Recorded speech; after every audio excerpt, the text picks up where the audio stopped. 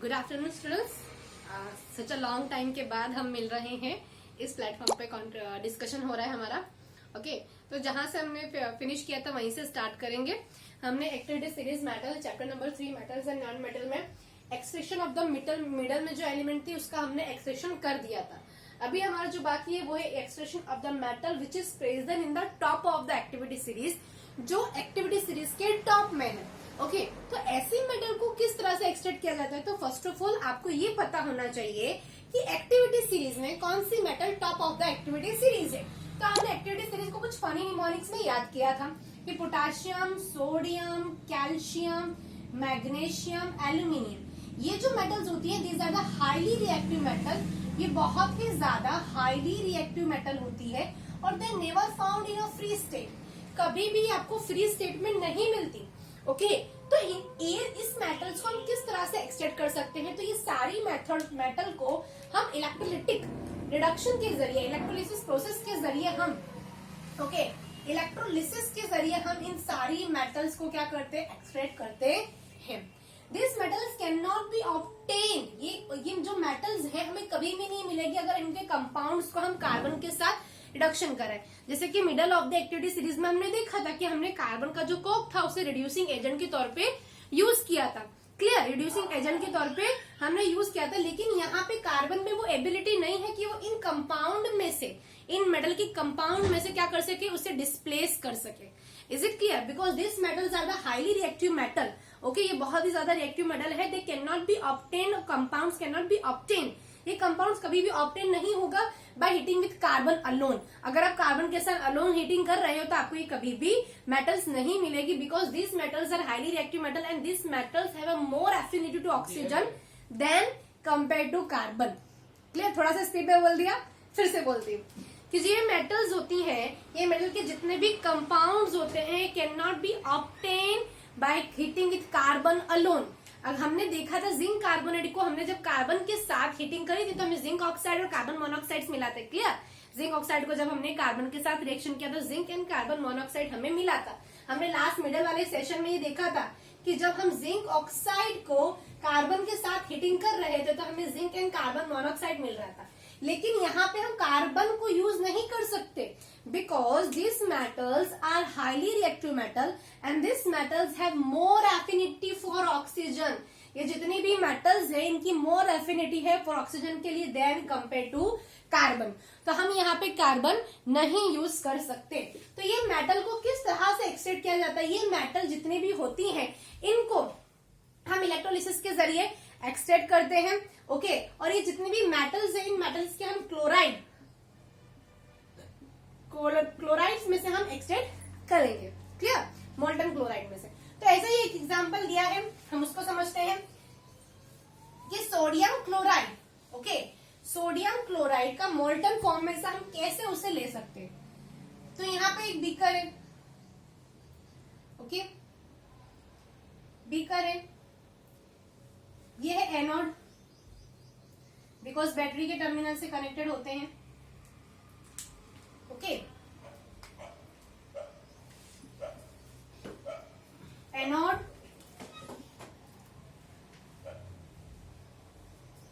Cathode. Clear? Anode and cathode.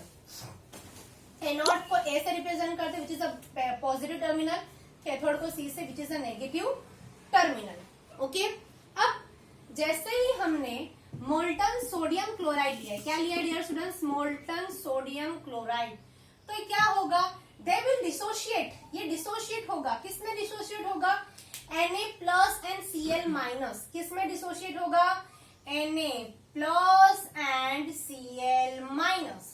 Okay अब Na plus positive है तो किसकी तरफ अट्रैक्ट होगा, ऑब्वियसली वो नेगेटिव टर्मिनल की तरफ अट्रैक्ट होगा। और ये जो क्लोराइड माइनस है ये किसकी तरफ अट्रैक्ट होगा। ओके अब ये जो प्लस स्पीशीज है और जो नेगेटिव स्पीशीज है ये कुछ शो करते हैं, क्या शो करते हैं, क्या बताते हैं। तो फर्स्ट ऑफ ऑल प्लस है, इट मीन्स इसके पास ये है इलेक्ट्रॉन डेफिशिएंट, इसके पास इलेक्ट्रॉन की कमी है, इलेक्ट्रॉन डेफिशिएंट, इलेक्ट्रॉन की कमी है। और Cl माइनस मतलब इसके पास जितने इलेक्ट्रॉन होने चाहिए उससे ज्यादा है। ये क्या है, क्लोराइड एनायन है। ओके ये क्या है, एनायन है, और ये क्या है, कैटायन है। कैटायन मतलब इलेक्ट्रॉन की कमी, डेफिशिएंसी है, इस वजह से हमने प्लस लिखा है। ओके, क्लोराइड माइनस है, मतलब यहाँ पे एक इलेक्ट्रॉन ज्यादा है। अब क्या होगा स्टूडेंट्स कि क्लोराइड जो है वो पॉजिटिव टर्मिनल के पास मतलब एनोड की तरफ अट्रैक्ट होगा। अब एनोड पॉजिटिव टर्मिनल है, उसके पास क्या है, इलेक्ट्रॉन की कमी है। तो क्या होगा, जैसे ही क्लोरीन यहाँ पे आएगा, यहाँ पे क्लोरीन अट्रैक्ट होगा। ओके, अब क्लोरीन सॉल्यूशन से बाहर जाना चाहता है बिकॉज उसके पास इलेक्ट्रॉन ज्यादा है। तो वो क्या कहेगा कि एक्स्ट्रा के इलेक्ट्रॉन जो है, तो एनोड क्या कहेगा, तुम सॉल्यूशन से तभी बाहर जा सकते हो जब तुम मुझे अपने एक्स्ट्रा के इलेक्ट्रॉन दे दो। तो एनोड पे क्या रिएक्शन होगी, एनोड पे ये रिएक्शन होगी कि जो क्लोरीन है वो अपना एक्स्ट्रा का इलेक्ट्रॉन दे रहा है। क्या कर रहा है, अपना एक्स्ट्रा का इलेक्ट्रॉन दे रहा है। ओके, इलेक्ट्रॉन में। लेकिन आपको पता है क्लोरीन भी कभी Cl नहीं होता, वो हमेशा Cl2 के फॉर्म में, क्लोरीन गैसेस के फॉर्म में बाहर निकलती है सॉल्यूशन में से। तो इस रिएक्शन को बैलेंस करने के लिए twice chlorine Cl2 2 electron. Okay, उसने क्या किया, क्लोरीन ने सॉल्यूशन से बाहर जाने के लिए उसके पास जो एक्स्ट्रा के इलेक्ट्रॉन थे उसने एनोड टर्मिनल को दे दिया। अब वो जो एनोड टर्मिनल के पास जो इलेक्ट्रॉन था वो किधर आएगा, वो आएगा कैथोड के पास। किसके पास आएगा, कैथोड के पास आएगा। Is it clear. और यहाँ पे Na+, इसके पास एक इलेक्ट्रॉन कम है, तो जो एनोड के पास से जो इलेक्ट्रॉन आएगा वो Na+ ले लेगा, Na+ ले लेगा वो इलेक्ट्रॉन, और सॉलिड सॉलिड के फॉर्म में डिपोजिशन स्टार्ट हो जाएगा। तो आपको हमेशा याद रखना है कैथोड पे ही क्या होता है, डिपोजिशन होता है। अब यहाँ से जो हमें मेटल मिल रही है वो एब्सोल्युटली 99% क्या होती है, प्योर मेटल मिलती है। तो इस तरीके से हम मोल्टन क्लोराइड से हम मेटल को क्या कर सकते हैं, एक्सट्रैक्ट कर सकते हैं। एक बार फिर से देख लेते हैं, the metal which is present in the top of the activity series. So the metal which is present in the top of the activity series just like potassium, sodium, calcium, magnesium and aluminium are highly reactive metal. They are never found in a free state. ये भी कभी भी आपको free state में नहीं मिलेगी। And this metal cannot be obtained, और compound जो होते हैं cannot be obtained by heating with carbon alone. अगर आप कार्बन के साथ इसे हीटिंग करो तो आपको नहीं मिल जाएंगे, because this metals have more affinity for oxygen than carbon. तो जितनी भी मेटल है, सोडियम, कैल्शियम, मैग्नीशियम, एल्यूमिनियम, इनको हम एक्सट्रैक्ट करते हैं, इनके मोल्टन क्लोराइड से ही हम एक्सट्रैक्ट करते हैं बाय इलेक्ट्रोलिटिक प्रोसेस से। ओके, जैसे ही हमने यहाँ पे बीकर लेट लिया है, एनोड एंड कैथोड है। Okay, anode positively charge, cathode negatively charge, solution हमने लिया है। तो क्या होगा स्टूडेंट्स कि जैसे NaCl हमने लिया तो NaCl क्या होगा, रॉक सॉल्ट है। NaCl क्या है, रॉक सॉल्ट है। तो जैसे हम क्या करेंगे, इलेक्ट्रिसिटी पास करेंगे तो डिसोशिएट होगा Na+ एंड Cl- में। Na+ मतलब कैटायन, इलेक्ट्रॉन डेफिशिएंट है, इलेक्ट्रॉन की कमी है। क्लोराइड एनाइन मतलब इलेक्ट्रॉन ज्यादा है। तो नेगेटिवली चार्ज जो है क्लोरीन, वो किसकी तरफ अट्रैक्ट होगा, एनोड की तरफ अट्रैक्ट होगा। Na+ क्या है, पॉजिटिव है, तो किसकी तरफ अट्रैक्ट होगा, नेगेटिव की तरफ अट्रैक्ट होगा। अब क्लोरीन के पास एक्स्ट्रा आयन है, एनोड क्या, क्लोरीन को सॉल्यूशन से बाहर जाना है, कैसे जा सकता है, गैसेस के फॉर्म में जाएगा, Cl2 के फॉर्म में बाहर जा सकता है, पर तभी जब वो उसके एक्स्ट्रा के इलेक्ट्रॉन किसको दे दे, एनोड को दे दे। तो twice Cl- will give you Cl2+2 electron. यहाँ पे हमने जो 2 लिखा है वो रिएक्शन को बैलेंस करने के लिए लिखा है।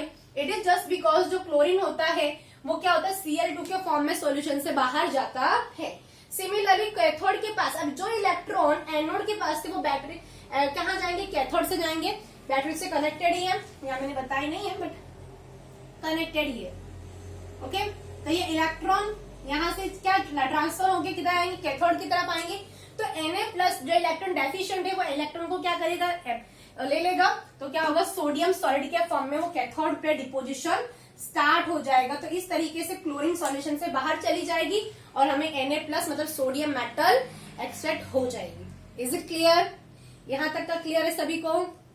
ओके, तो नेक्स्ट हमारी थियोरी है कोरोजन। कौन सी थियोरी हमारी है, कोरोजन। ओके, कौन सी theory students, corrosion. Most IMP theory है कोरोजन। ओके, और उसके बाद प्रिवेंशन ऑफ कोरोजन। तो सबसे पहले कोरोजन, ऐसा नहीं है सिर्फ आयरन को ही कोरोजन लगता है, क्लियर।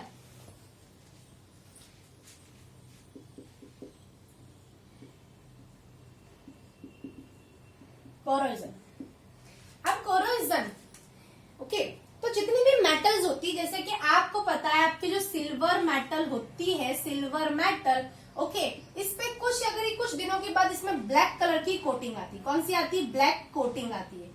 क्यों आती है black coating? Because our silver metal is react with the sulphur which is present in atmosphere में, जो सल्फर प्रेजेंट होता है उसके साथ बन जाता है Ag2S, it mean silver sulphide. क्या बनता है? सिल्वर सल्फाइड बन जाता है। और ये सिल्वर सल्फाइड जो बनता है ये ब्लैक कोटिंग इसी की वजह से होती है। इज इट क्लियर कि हमारे पास जो सिल्वर के ऑर्नामेंट होते हैं वो ब्लैक क्यों हो जाते हैं आफ्टर सम टाइम? वो अपनी जो शाइनी सरफेस है वो क्यों लूज कर देते हैं? बिकॉज सिल्वर मेटल जो है वो रिएक्ट करती है एटमोस्फेयर में जो भी सल्फर होता है और बन जाता है उसे सिल्वर सल्फाइड। ये क्या? It is nothing but silver sulphide. क्या है? सिल्वर सल्फाइड, जिससे Ag2S बन जाता है और ब्लैक कलर की कोटिंग डिपॉजिट होती है।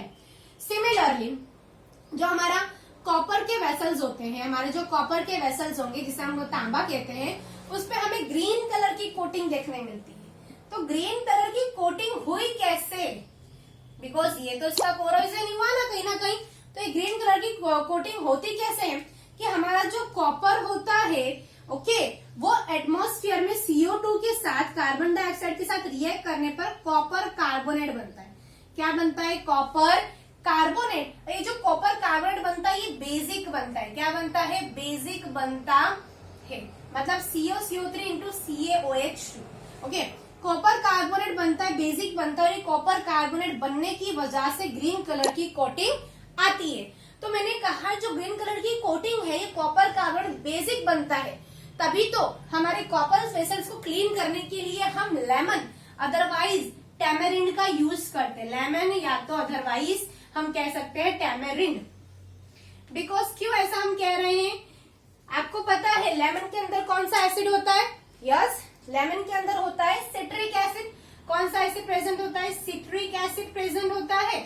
और टैमेरिंड के अंदर टार्टरिक एसिड प्रेजेंट होता है। तो ये एसिड जब ये बेस के साथ जो कॉपर कार्बन की ग्रीन कोटिंग बन गई इसके साथ रिएक्शन करेंगे, तो आपको पता है जब एसिड और बेस एक साथ रिएक्शन करते हैं तो क्या होता है? एक दूसरे की इफेक्ट वो कैंसिल करते हैं। ओके, जिसे हम न्यूट्रलाइजेशन रिएक्शन कहते हैं। ओके, क्या कहते हैं? Neutralization reaction. तो when acid and base react with each other, जिससे सॉल्ट एंड वाटर बनता है, मतलब एक दूसरे की इफेक्ट को कैंसिल करते हैं, तो तभी तो हम कॉपर के वेसल्स को क्लीन करने के लिए क्या यूज करते हैं? लेमन और टैमेरिंड। अक्सर आपको क्वेश्चन आता है गिव द रीजन कि why copper vessel can be clean with lemon और tamarind acid. It is just because कि कॉपर के ऊपर ग्रीन कलर की कोटिंग आती है, copper carbonate which is basic in nature, and we have to use lemon which is present in this lemon present citric acid and tamarind tartaric acid. So acid cancel the effect of the base, that's why we have to use acid as a cleaning agent के तौर पे हम use करते हैं। Similarly अगर मैं ion article की बात करूं स्टूडेंट्स, आयन के आर्टिकल जो भी हमारे आयन के ऑब्जेक्ट होते हैं, आयन के जो भी ऑब्जेक्ट होते हैं, आयन पे क्या होता है? आयन को हम क्या कह सकते हैं स्टूडेंट कि जब भी हमारा कोई भी आयन का ऑब्जेक्ट है वो एटमॉस्फेयर में ऑक्सीजन और ह्यूमिडिटी, मतलब हवा में जो भी थोड़ा सा भी भेज का प्रमाण होता है तो रिएक्शन होके क्या बन जाता है? रस्ट लग जाता है। और जिसका फॉर्मूला ऑफ रस्टिंग क्या है? Fe2O3 into XH2O। अब यहाँ पे हमने XH2O क्यों लिखा है? Why we have to use XH2O? Because हमें पता नहीं है ना कि वाटर की कितने मॉलिक्यूल के साथ रस्टिंग हो रही है, and this is the formula of rusting. ये रस्टिंग का फॉर्मूला आपको एक मार्क में क्वेश्चन आता है, give the formula of rusting. तो Fe2O3 into XH2O is the formula of rusting. Okay, जिसकी जो कोटिंग होती है रेडिश ब्राउन कलर का आपको एक पाउडर मिलता है। कौन सा पाउडर मिलता है? Reddish brown. अब स्टूडेंट्स याद रखिएगा, आयन पे रस्टिंग लगने के लिए क्या जरूरी है? दो हम कह सकते हैं इंग्रेडिएंट, आप कह सकते हो जिस सिंपल कोई भी डिश बनाते हैं इंग्रेडिएंट जरूरत होती है, इसी तरीके से आयन पे रस्टिंग लगने के लिए ऑक्सीजन एंड ह्यूमिडिटी। अगर ये दोनों में से कोई एक भी नहीं है, इफ अगर ऑक्सीजन नहीं है तब भी रस्टिंग नहीं होगा, और अगर ऑक्सीजन है ह्यूमिडिटी नहीं है तब भी रस्टिंग नहीं होगा। Is it clear? फिर से एक्सप्लेन कर देती हूँ। ओके, कोरोजन, तो जो हमारे सिल्वर के आर्टिकल्स होते हैं after some time it loses its shiny surface. Okay, because उस पर ब्लैक कलर की कोटिंग आ जाती है। ब्लैक कलर की कोटिंग कैसे आती है? Because our silver is react with the sulphur which is present atmosphere, जिससे सिल्वर सल्फाइड बन जाता है। और ब्लैक कलर की कोटिंग सिल्वर सल्फाइड की होती है। आपको ये सारे एमसीक्यू क्वेश्चंस बता रही हूँ डियर स्टूडेंट्स। ओके, आपके एमसीक्यू क्वेश्चंस यहीं से बनेंगे। इसी तरह से जो कॉपर पे ग्रीन कलर की कोटिंग आ जाती है because it form the copper carbonate which is basic in nature, so that's why copper के वेसल्स को क्लीन करने के लिए हम लेमन और टैमरिंड का यूज कर सकते हैं। इसीलिए कहते हैं acids are the good cleaning agent. इसी तरीके से जो भी हमारे आयन के ऑब्जेक्ट होते हैं, आफ्टर सम टाइम क्या होता है कि जो आयन होते हैं वो ऑक्सीजन के साथ, एटमॉस्फेयर में तो ऑक्सीजन है ही है और ह्यूमिडिटी भी है, उसके साथ रिएक्शन करके क्या होती है, रस्टिंग होती है। And formula of rusting Fe2O3.XH2O। अब आपको एक एक्टिविटी बताई गई है जो बहुत ज्यादा इंपॉर्टेंट है। ओके, वो इसी को लेके इंपॉर्टेंट है कि रस्टिंग कब होती है। ओके, रस्टिंग कब होती है। सो आपको 3 टेस्ट ट्यूब दी गई, हम बारी बारी से समझेंगे, डिटेल में हम समझ रहे हैं। ओके, ये है टेस्ट ट्यूब ए। क्या है टेस्ट ट्यूब ए? ये है टेस्ट ट्यूब बी। क्या है test tube B. And this is the test tube C. Okay, अब हमने टेस्ट ट्यूब ए में हमने आयरन नेल्स लिए। क्या लिए? आयरन नेल्स लिए। आयरन नेल है।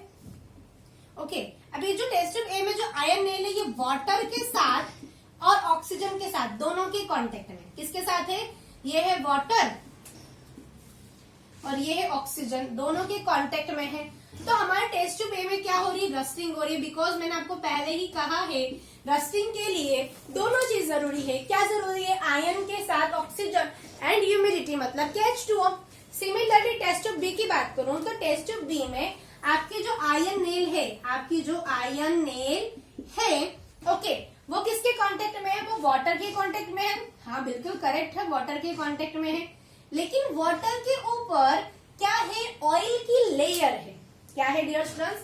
वाटर के ऊपर ऑयल की लेयर है जो ऑक्सीजन को प्रिवेंट करके रख रही है। क्या करके रख रही है? ऑक्सीजन को प्रिवेंट करके रख रही है, जिससे जो ऑक्सीजन है वो वाटर के अंदर नहीं आ पा रहा। ओके, टेस्ट ट्यूब में क्या है? वाटर के ऊपर ऑयल है। ओके, बिकॉज ऑयल की जो डेंसिटी है वो वाटर से कम है, दैट्स व्हाई ऑयल फ्लोट्स कर रहा है। और जो भी ऑक्सीजन प्रेजेंट है ओके एटमॉस्फेयर में, पर ये ऑयल की जो लेयर है क्या कर रही है? इसको प्रिवेंट करके रख रही, that's why oxygen does not come in water. Oxygen जो है वो वाटर में आ नहीं पा रहा। तो दोनों में से टेस्ट ट्यूब बी में ये कंडीशन नहीं है, तो रस्टिंग यहाँ पे नहीं होगी। तो हम क्या लिखेंगे? No rusting. क्या लिखेंगे? No rusting. Similarly in test tube C में क्या है कि हमारी जो आयरन नेल है ओके वो ऑक्सीजन के डायरेक्टली कांटेक्ट में, ऑक्सीजन के डायरेक्टली कांटेक्ट में। लेकिन हमने यहाँ पे टेस्ट ट्यूब सी में एक यूज किया है सब्सटेंस जिसे हम कहते हैं CaCl2 कैल्शियम क्लोराइड। क्या कहते हैं डियर स्टूडेंट्स? Calcium chloride. अभी कैल्शियम क्लोराइड ने क्या किया? It absorb the moisture, absorb the moisture, moisture को इसने एब्जॉर्ब कर लिया है। क्या कर लिया है? It absorb the moisture, moisture को बहुत अच्छे से इसने एब्जॉर्ब कर लिया है। ओके, और मॉइस्चर को एब्जॉर्ब कर लिया तो यहाँ पे तो कोई भी वाटर नहीं है। तो इन टेस्ट ट्यूब सी में ह्यूमिडिटी नहीं है, दैट्स व्हाई नो रस्टिंग। तो यहाँ से इस एक्टिविटी से हमें ये क्लियर होता है कि आयन को रस्टिंग लगने के लिए उसका ऑक्सीजन के साथ कांटेक्ट जरूरी है and then as well as water के साथ भी उसका कांटेक्ट होना चाहिए। अगर दोनों में से कोई एक भी चीज नहीं है तो रस्टिंग होगी नहीं। ओके, तो रस्टिंग एक बहुत ही बड़ा मुद्दा कह सकते हो आप, बिकॉज हमारे जो भी आयन जो है बहुत वाइडली यूज होने वाली मेटल है। Ion is the most widely use metal in the world, पूरे वर्ल्ड में बहुत ज्यादा यूज होती है। लेकिन इसको रस्टिंग लगने की वजह से इकोनॉमिकली बहुत ज्यादा हमें नुकसान होता है। तो इससे प्रिवेंट करने के लिए, रस्टिंग से बचने के लिए हम क्या करेंगे? तो वही हम करने वाले हैं अभी कि प्रिवेंशन ऑफ कोरोजन। हम कोरोजन को किस तरह से बचा सके, बिकॉज आयन तो बहुत ही ज्यादा यूज होने वाली मेटल है और इतनी ज्यादा यूज होने वाली मेटल जो है वो बहुत ज्यादा क्या उसमें वो रस्टिंग बहुत जल्दी से हो जाता है। अगर आप ऐसे ही उसे एटमॉस्फेयर में रखो तो ऑक्सीजन के साथ वो रिएक्शन होगा, और ह्यूमिडिटी तो प्रेजेंट है, जिससे क्या हो जाएगा? रस्टिंग स्टार्ट हो जाएगी। और हमें इकोनॉमिकली क्या होगा, बहुत ज्यादा नुकसान होगा। That's why prevention of corrosion, corrosion को हम किस तरह से बचा सकते हैं, ओके, किस तरह से रोक सकते। तो फर्स्ट ऑफ ऑल प्रिवेंट किस तरह से कर सकते हैं कोरोजन को, तो भाई कुछ प्रोसेस है। आप ऑयलिंग कर सकते हो, ऑयलिंग कहते कर सकते हो, ग्रीजिंग कर सकते हो, ओके, ऑयलिंग है, ग्रीजिंग है, पेंट कर सकते हो, बिल्कुल आप पेंट कर सकते हो, ओके। इसके साथ जो हम बहुत अच्छे तरीके से करते हैं गैल्वेनाइजेशन, गैल्वेनाइजेशन क्या है इसके बारे में हम अभी सीखेंगे, एंड क्रोम प्लेटिंग। क्या dear students, chrome plating, okay, chrome plating. अब मान लो ये कोई आयरन की ब्लॉक है आपके पास, क्या है ये कोई आयरन का ब्लॉक है, Fe ब्लॉक, मैंने Fe ब्लॉक लिख दिया, आयरन का ब्लॉक है।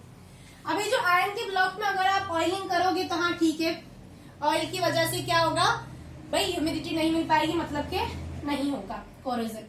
ग्रीजिंग भी यूज कर सकते हैं, पेंटिंग भी कर सकते हैं। गैल्वेनाइजेशन क्या है, तो गैल्वेनाइजेशन इज नथिंग बट अगर आपके आयरन के ब्लॉक पे, अगर आपके आयरन पे ब्लॉक पे अगर आप जिंक की कोटिंग करते हो, किसकी कोटिंग करते हो, जिंक की कोटिंग करते हो, so this process is known as a galvanisation.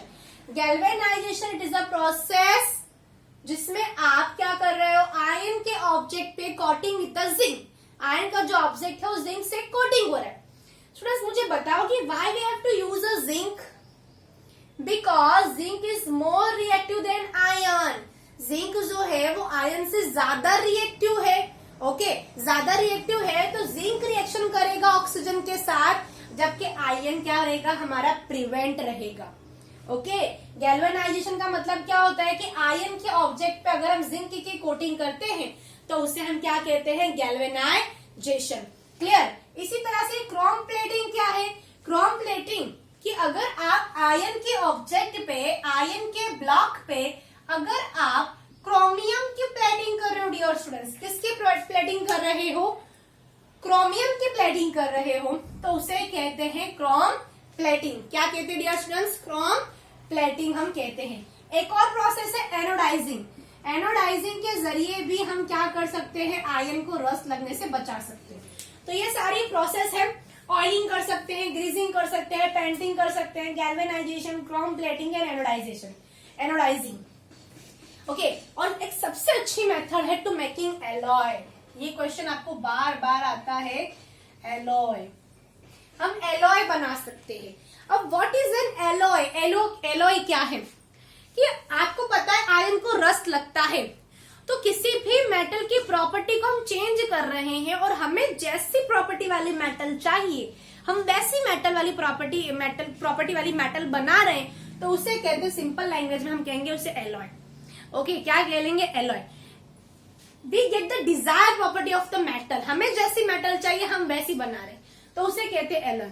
तो एलॉय क्या है इसके बारे में थोड़ा डिटेल में पढ़ेंगे, बिकॉज आपको इसमें से यहाँ पे से क्वेश्चन आते हैं कि what is an alloy, give the example of the alloy, alloy के एग्जांपल्स बताइए। तो फर्स्ट ऑफ ऑल एलॉय क्या है, तो alloy is the homogeneous mixture, alloy is a homogeneous mixture, एक homogeneous mixture, alloy is a homogeneous mixture of two or more metal to non metal.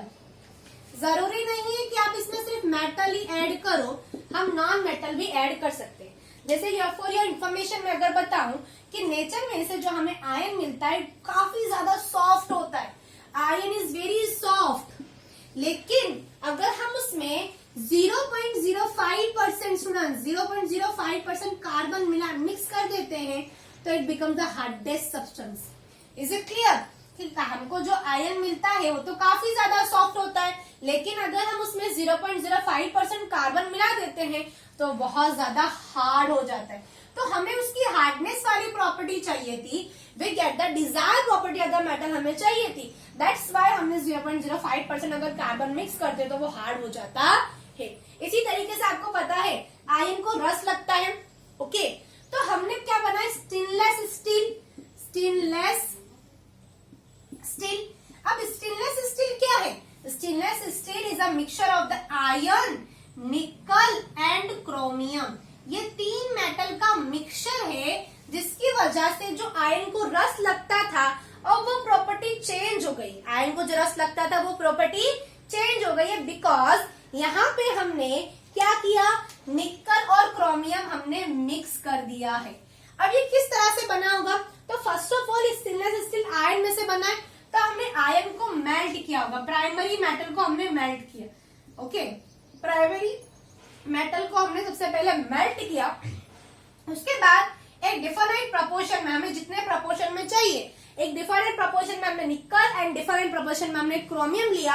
वो दोनों, ये दोनों जो सेकेंडरी मेटल है, ये सेकेंडरी मेटल को इसके साथ मोल्टन फॉर्म में हमने मिक्स कर दिया सेकेंडरी मेटल, और उसके बाद उसे रूम टेम्परेचर पे कूल होने के लिए रख दिया, रूम टेम्परेचर पे कूल होने के लिए रख दिया, and we get our stainless steel. And stainless steel is a mixture of the iron, nickel and chromium. Similarly अगर मैं इस तरह से बात करूं तो आपको पता है जो प्योर गोल्ड होता है, 24 कैरेट गोल्ड, 24 कैरेट जो गोल्ड होता है वो इतना ज्यादा सॉफ्ट होता है कि उसमें से हम ऑर्नामेंट्स नहीं बना सकते, उससे ऑर्नामेंट बनाना पॉसिबल नहीं है। तो इसीलिए हम क्या करते हैं, हम 22 कैरेट गोल्ड लेते हैं, 22 कैरेट गोल्ड लेते हैं, ये और हम सिंबल है गोल्ड का, जिसमें आइदर हम 2% या तो सिल्वर मिक्स कर देते हैं, या तो हम 2% क्या मिक्स कर देते हैं, कॉपर मिक्स कर देते हैं, जिससे क्या हो जाता है, वो हार्ड हो जाता है और हमको जिस तरह के डिजाइन वाले ऑर्नामेंट्स बनाने हैं हम उस तरह के ऑर्नामेंट्स बनाते हैं। सिमिलरली हम कुछ और मेटल्स की बात कर लें, जैसे कि ब्राश है, ब्राश मतलब जिसे हम तांबा कहते हैं। ओके, तो आपको पता है तांबा it is a mixture of the copper and zinc, जिसमें जो कॉपर होता है वो 70% होता है, जिंक होता है 30%। ओके, एक डिफरेंट प्रोपोर्शन में ही मिक्स होगा, copper is a primary metal and zinc is the secondary metal, तभी एलॉय बनता है। आपको पता है कॉपर को क्या होता है, कॉपर में ग्रीन कलर की कोटिंग आती है। ओके, हमने अभी देखा था कॉपर का आवरण, लेकिन अगर हम उसमें 30% जिंक मिक्स कर दे, 70% हम कॉपर ले, तो we get the brush. Okay, हमें ब्रश मिलता है तांबा। क्लियर? जिससे रस्टिंग, जिससे आप कह सकते हैं कोटिंग नहीं आती। एक और एग्जाम्पल की बात करते हैं। ओके, ब्रोंज, आपको पता है ब्रोंज इज एन एलॉय